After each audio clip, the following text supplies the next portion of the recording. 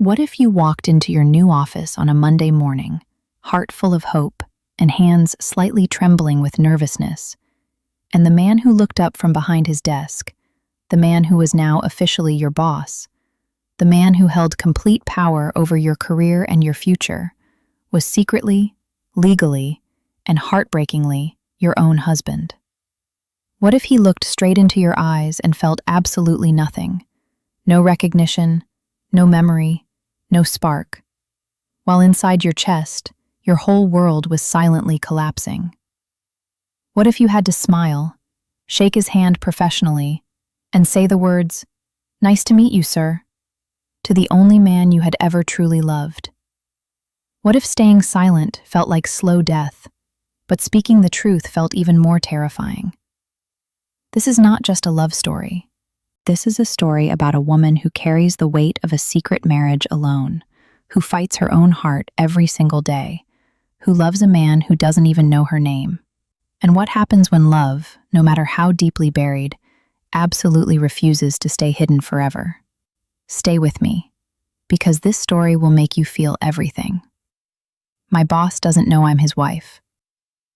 Sarah stood outside the tall glass building and took one slow, deep breath. It was Monday morning. The sky was gray and soft, like it was thinking about raining but had not yet decided. She held her bag tightly and looked at the name on the building. Rayon Enterprises. She whispered the name quietly to herself. Then she walked inside. The office was beautiful. Clean white walls, tall windows, the smell of fresh coffee in the air. People moved quickly around her, carrying files, talking on phones, looking very busy and very serious. A young woman at the front desk smiled at Sarah warmly. "You must be the new assistant," the woman said. "I am Hina. Welcome." Sarah smiled back. "Thank you, yes, I am Sarah." "Mr. Rayon is waiting for you," Hina said, pointing toward a closed door at the end of the corridor. "He is very strict about time. Please go quickly." Sarah nodded. She straightened her jacket. She told her heart to be calm. She walked toward the door. She knocked gently. "Come in," said a voice from inside, and Sarah opened the door. The man behind the desk did not look up immediately. He was reading something. His head was slightly down. His shoulders were broad and straight. His dark hair was neatly combed. One hand held a pen. The other rested on the desk. Sarah stood near the door and waited. Then he looked up, and Sarah's entire world stopped. The air left her body completely. Her fingers went cold. Her heart, that same heart she had told to be calm just 30 seconds ago, became absolutely, completely, terrifyingly loud, because the man sitting behind the desk, the man who was now her boss, the man with those same dark, serious eyes, was Rayon. Her Rayon. Her husband. It had been 3 years. 3 years since that one rainy night in a small town far from this city. 3 years since a wedding that happened quickly, quietly, and then broke apart even more quickly before either of them could properly understand what had happened. Sarah remembered everything from that night. She had been 18 years old, living with her aunt in a small town. Her family had arranged the marriage quickly because of certain financial problems that Sarah never fully understood at that time. The groom's family had come from another city. The wedding was simple, small, just family members and a few candles because the electricity had gone out that evening. She had sat in a beautiful red dress, her face covered with a soft veil, her hands painted with henna, her heart beating like a small bird caught inside a cage. She had not seen his face clearly that night. She had only heard his voice. Calm, deep, quiet. "I will take care of you," he had said softly, sitting beside her for just a few minutes before the elders called him away for some urgent conversation. Those 6 words. She had carried those 6 words for 3 years. But then, something had happened. Even now, Sarah was not completely sure of all the details. There had been a misunderstanding, a big one, between the two families. Words were spoken. Accusations were made. And before the morning came, Rayon's family had left. Just left. Sarah's aunt had told her the next morning, with a very tired and very sad face, that the marriage was being disputed, that certain papers were being questioned, that Rayon's family wanted things to be handled through lawyers. Sarah had cried alone in her room for 3 days. Then, silence. No letters, no phone calls, no messages. Just complete, empty, heartbreaking silence. She had not known his full name properly then. She had not known his face. She had not known which city he lived in. She had only known his voice. "I will take care of you." And now here he was, sitting in front of her, with that same calm face, those same serious eyes, that same quiet strength in the way he held himself. Sarah realized she had been standing silently for too long. She quickly looked down at the floor and pressed her lips together. "Breathe," she told herself. "Just breathe. He does not know. He cannot know. Keep breathing." "You are the new assistant?" Rayan asked. His voice was exactly the same, calm, deep, quiet. Sarah looked up carefully and met his eyes for exactly 1 second before looking at the space just beside his face. "Yes, sir," she said. Her voice was steady. She was proud of that. "Sarah Khan, I am very glad to meet you." Rayan studied her face for a moment with those thoughtful, unreadable eyes. Then he gave a small, professional nod and looked back at his papers. "Sit down," he said. "I will explain your responsibilities." Sarah sat, and she listened. And she was very, very careful to not let her hands shake. The first week passed like a strange dream. Sarah arrived early every morning. She organized files. She answered emails. She scheduled meetings. She made coffee, black, no sugar, which she already knew somehow, from somewhere deep in her memory, and placed it on his desk quietly without being asked. He noticed that. On the 3rd day, he had looked at the coffee cup and then looked at her with a very slight expression of surprise. "I did not tell you how I take my coffee," he said. "I guessed, sir," Sarah replied simply. Then she went back to her desk. She heard him say nothing, but she also heard him drink it. He was a good boss. Strict, yes. Serious, always. He expected perfect work, and he was very clear about that. But he was also fair. He did not shout. He did not belittle anyone. When Sarah made a small mistake on a document in her first week, he simply pointed to it quietly and said, "Fix this and resubmit." No drama, no anger. She fixed it. She resubmitted it. He accepted it without any comment and moved forward. Sarah thought, privately, carefully, in the quiet of her own heart, that he was exactly what she had always imagined. But then she would remember that she was not supposed to think things like that. The hardest moments were the small ones, not the big dramatic moments, not the ones you could prepare for. The hardest moments were the small, unexpected, completely ordinary ones. Like the afternoon he was reading a report, and he tapped his pen against the desk in a slow, rhythmic pattern. Tap, tap, pause, tap. And Sarah suddenly remembered, from somewhere she could not explain, that her aunt had mentioned one evening that the groom had a habit of tapping when he was thinking. She had to get up and go to the water cooler immediately. She stood there for a moment with her cup of water, looking at nothing, breathing slowly.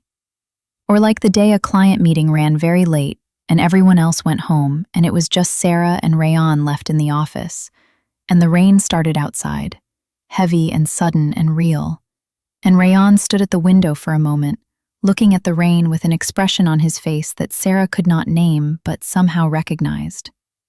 Like he was remembering something. Like the rain meant something to him too.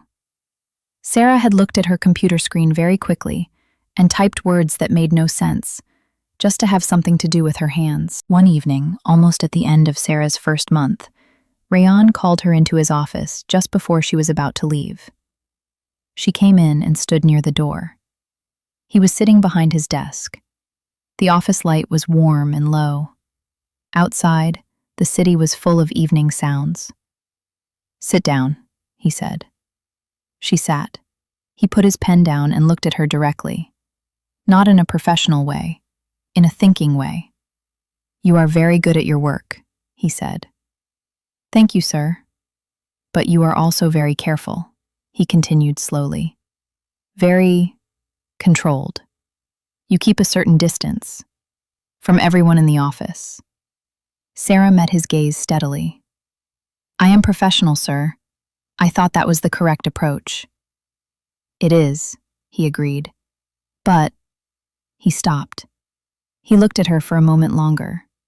Then he seemed to decide something and looked away. "Never mind. That will be all for today." Sarah stood up and walked out. Her heart was running like it was competing in a race. What she did not know, what she could not have known, was that Rayan went home that evening and sat alone in his apartment for a long time, thinking about a pair of eyes. He could not explain why. He had seen thousands of people in his professional life. He had hired dozens of assistants. But there was something about this girl, about the careful way she moved, about the quiet confidence in her voice, about the way she already knew his coffee order. Something that sat in a small, unnamed corner of his mind and would not leave. He told himself it was nothing. It was definitely nothing. The weeks continued.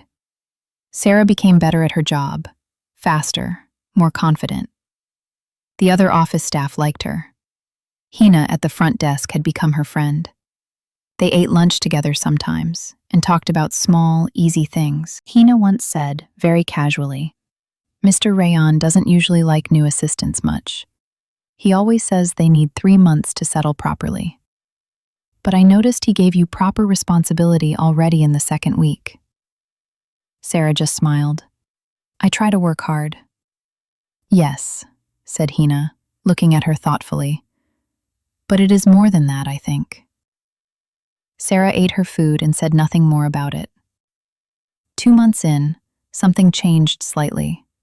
Not dramatically, not suddenly, just slightly. Rayan began talking to her a little more. Not about work only, small things. One morning he came in looking slightly tired, and Sarah placed the coffee on his desk and he said, almost to himself, "Long night." "Difficult meeting yesterday, sir?" she asked, professionally, normally. "No," he said. And then, after a pause, "I could not sleep. I kept thinking about something I cannot remember." He said it like he was talking to himself, like he had forgotten she was standing there. Sarah said very gently, "Perhaps it will come back to you." He looked at her then, and for one strange, suspended second, he looked at her like she was a word he was trying to remember, like she was something at the very edge of his memory that he could almost touch. Then the moment passed. "Yes," he said simply, "perhaps." And Sarah walked back to her desk with her hands perfectly steady and her eyes perfectly calm and her heart absolutely, completely breaking. The document arrived on a random Thursday afternoon. Sarah was sorting through some old company records when she found a folder that had been misfiled. She opened it to check what it contained before putting it in the correct place. And inside, a letter. An old letter. On official legal paper. From 3 years ago. Sarah read the first line. Then she sat down very slowly. Then she read the whole letter. It was from a lawyer, about a marriage dispute, about a wedding that had taken place in a small town, about a young man from a wealthy family who had been married and then separated before the marriage could be officially completed in the courts because of a misunderstanding about property and family agreements. The name of the young man in the letter, Rayan Ahmed. Sarah sat absolutely still for a very long time. Then she placed the letter carefully back in its folder. She picked up a new folder from her desk. She labeled it. She put the old folder inside it. She carried the new folder into Rayon's office. She placed it on his desk. She said, "I found this misfiled in the old records. I thought you should have it." She walked out. She closed the door behind her. She went to the bathroom. She turned on the cold tap and held her wrists under the cold water for 30 seconds.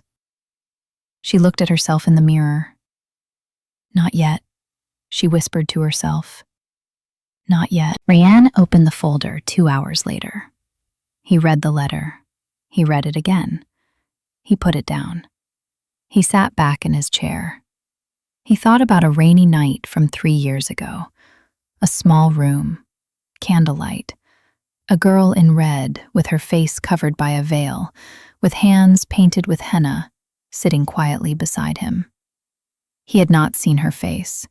He had only held her hand for a moment. He had only said 6 words to her in that entire evening. And then his family had pulled him away into a long, complicated conversation that changed everything. He had tried to find her afterward, for months, but the trail had gone cold. Wrong information, wrong addresses, people who did not want to be found or who genuinely did not know where she had gone. He had eventually, painfully, accepted that some chapters of life close before you can finish reading them. But now, he put the folder down. He looked at his office door. He thought about a girl who already knew how he took his coffee. He thought about a girl who moved carefully and kept a certain controlled distance from everyone. He thought about a pair of eyes that sometimes looked at him with a feeling he could not name. He stood up. He walked to the door. He opened it. Sarah was at her desk, typing, her eyes on her screen, her face perfectly calm. "Sarah," he said. She looked up. "Yes, sir?" He looked at her for a long moment. She held his gaze without flinching, without trembling, without showing anything at all.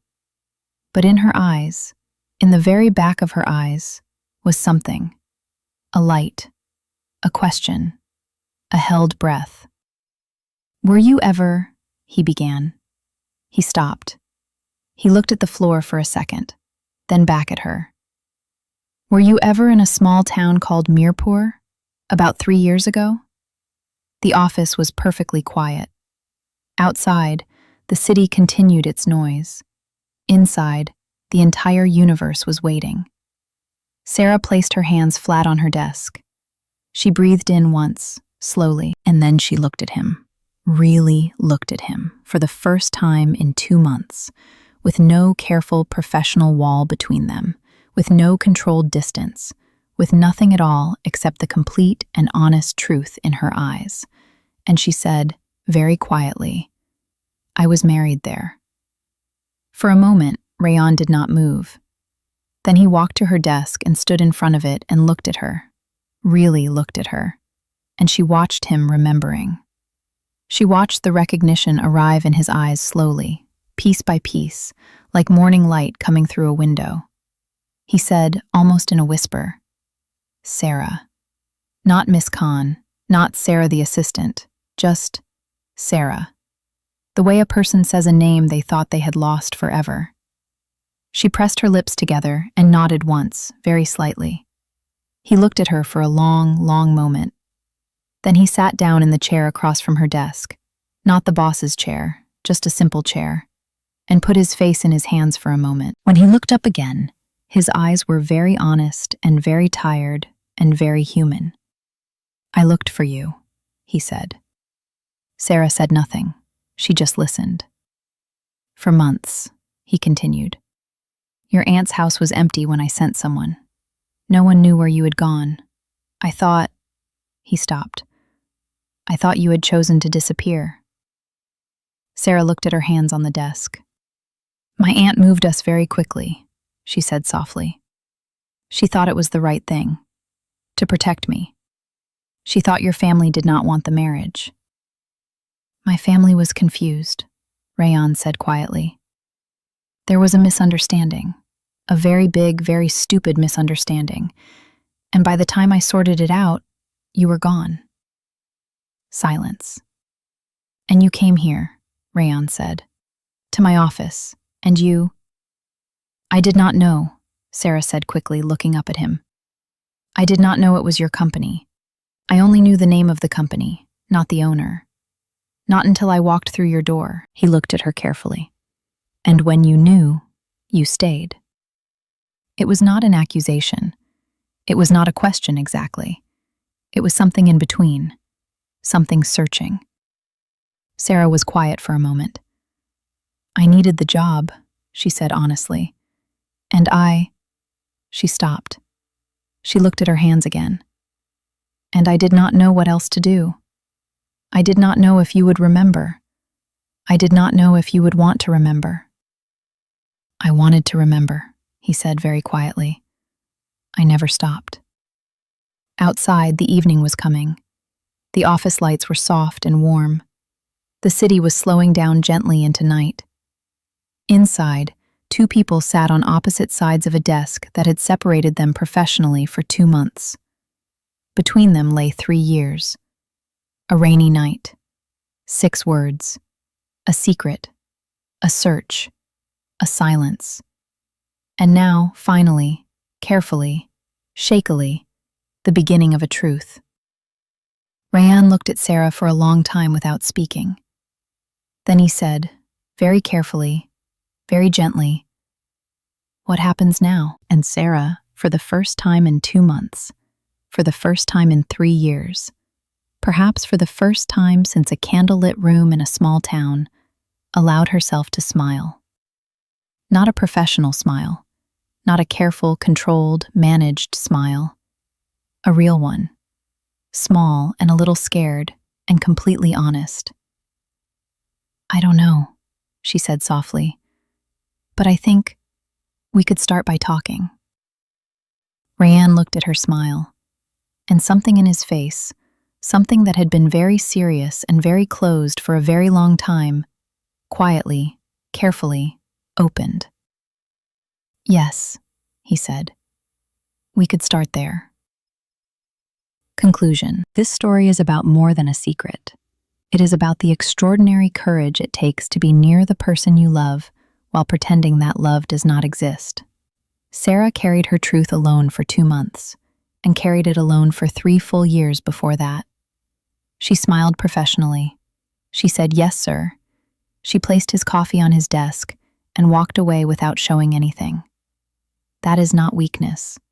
That is the quiet, impossible strength of a person who has learned that timing matters, that trust must be rebuilt carefully, and that love, real love, does not disappear simply because life creates distance between 2 hearts. The message of this story is simple and powerful. The truth, no matter how long you carry it alone, always finds its way home. And sometimes, home is not a place. Sometimes, home is a person sitting just across a desk from you, waiting, without knowing they are waiting, to finally remember your name.